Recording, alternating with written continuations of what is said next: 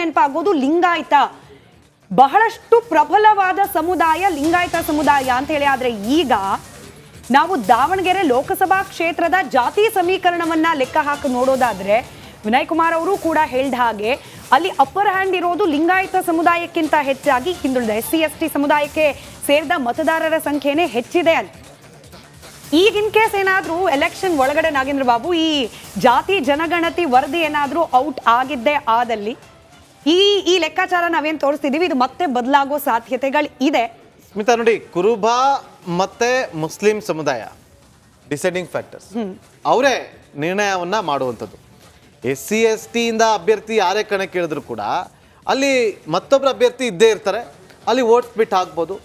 ಲಿಂಗಾಯತ ಸಮುದಾಯದಿಂದ ಯಾರೇ ಹೇಳಿದ್ರು ಕೂಡ ಅಲ್ಲೂ ಕೂಡ ವೋಟ್ ಸ್ಪ್ಲಿಟ್ ಆಗ್ಬೋದು. ಆದರೆ ಯಾರನ್ನ ಗೆಲ್ಲಿಸ್ಕೊಂಡು ಬರಬೇಕು ಅನ್ನೋದನ್ನ ನಿರ್ಣಯ ಮಾಡ್ತಾರಲ್ಲ, ಆ ನಿರ್ಣಯ ಮಾಡುವಂಥ ಎರಡು ಸಮುದಾಯಗಳ ಒಂದು ಸಂಖ್ಯಾಬಲವನ್ನು ಗಮನಿಸ್ತಾ ಇದ್ವಿ. ಕುರುಬ ಸಮುದಾಯದವರು 2,10,000, ಮುಸ್ಲಿಂ ಸಮುದಾಯದವರು 2,20,000, ಇನ್ನು ಇತರೆ 2,54,472. ಒಟ್ಟು ಮತದಾರರ ಸಂಖ್ಯೆ 16,34,472. ಇದು ಇನ್ನೂ ಕೂಡ ಜಾಸ್ತಿ ಆಗ್ಬೋದು, ಇಲ್ಲ ಅಂತ ಹೇಳಲ್ಲ. ಯಾಕಂದರೆ ಕಳೆದ ಬಾರಿಯ ಒಂದು 2019 ಲೋಕಸಭಾ ಚುನಾವಣೆಯ ಸಂದರ್ಭದಲ್ಲಿ ಒಂದು ಅಂಕಿಅಂಶಗಳ ಪ್ರಕಾರ ಅಲ್ಲಿ ಇದ್ದದ್ದು ನಮಗೆ ಕೇಳಿ ಬಂದಿದ್ದು 19 ಲಕ್ಷ ಜನ ಇದ್ದಾರೆ ವೋಟರ್ಸ್ ಅಂತೇಳಿ.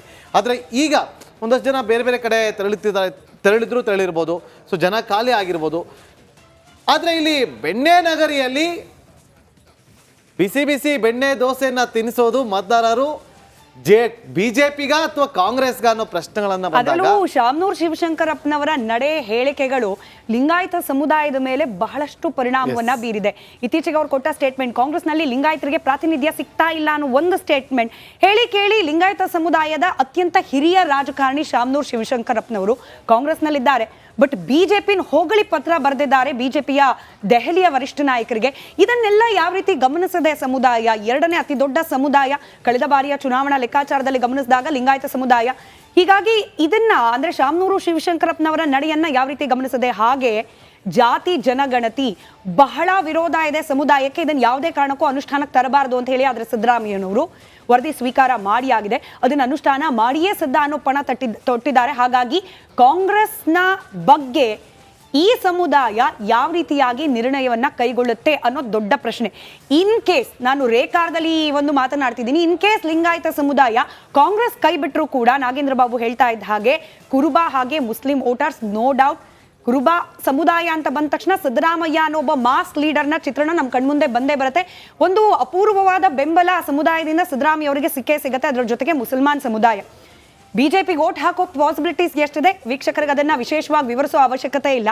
ಹೀಗಾಗಿ ಈ ಎರಡು ಸಮುದಾಯ ಜೊತೆಗೆ ಹಿಂದುಳಿದ ಸಮುದಾಯಗಳು, ಅದರಲ್ಲೂ ಪ್ರಮುಖವಾಗಿ ಈ ಕ್ಷೇತ್ರದಲ್ಲಿ ಅತಿ ಹೆಚ್ಚಿನ ಸಂಖ್ಯೆಯಲ್ಲಿರ್ತಕ್ಕಂಥ SC/ST ಸಮುದಾಯ ಕಾಂಗ್ರೆಸ್ನ ಪರವಾಗಿ ಏನಾದರೂ ಡಿಸೈಡ್ ಮಾಡಿದ್ರೆ ಈ ಬಾರಿ ಕಾಂಗ್ರೆಸ್ನ ಕೈ ಹಿಡಬೇಕು ಅಂತ ಹೇಳಿ. ಯಾಕಂತಂದ್ರೆ ದಾವಣಗೆರೆ ಅಂದ ತಕ್ಷಣಕ್ಕೆ ಆ ಲೋಕಸಭಾ ಕ್ಷೇತ್ರದ ವ್ಯಾಪ್ತಿಯಲ್ಲಿ ಹಳ್ಳಿಗಾಡು ಪ್ರದೇಶ ಕೂಡ, ಗ್ರಾಮೀಣ ಭಾಗ ಕೂಡ ಹೆಚ್ಚಾಗಿ ಕಾಣ್ಲಿಕ್ಕೆ ಸಿಗುತ್ತೆ. ಈ ಹಳ್ಳಿ ಭಾಗದಲ್ಲಿ ಪಂಚ ಗ್ಯಾರಂಟಿಗಳು ಅದರದೇ ಆದ ಪರಿಣಾಮವನ್ನ ಬೀರಿದೆ. ಹೀಗಾಗಿ ಆ ಭಾಗದಲ್ಲಿ ಈ ಜಾತಿ ಲೆಕ್ಕಾಚಾರವನ್ನ ಕೂಡ ಮೀರಿ ಮತದಾರರು ಕಾಂಗ್ರೆಸ್ ಕಡೆಗೆ ಒಲವನ್ನ ತೋರಿಸೋ ಪಾಸಿಬಿಲಿಟೀಸ್ ಇದೆಯಾ ಕಾದ್ ನೋಡ್ಬೇಕು.